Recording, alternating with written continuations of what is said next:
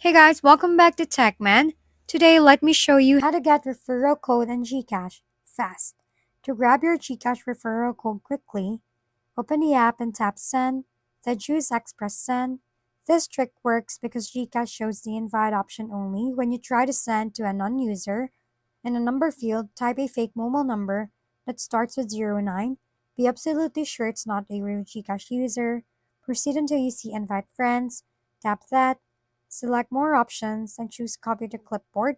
Then paste the copied text into your Notes app to reveal the referral code or shareable link. Additionally, don't forget to only share the link with people who can actually want to sign up. Avoid spamming. Keep a note of who used your link so you can confirm rewards. And check your Gcash rewards section later to ensure the referral credit was applied. If we've been helpful, kindly give us a thumbs up. And don't forget to hit the subscribe and bell button for more contents. For any questions and suggestions, comment down below.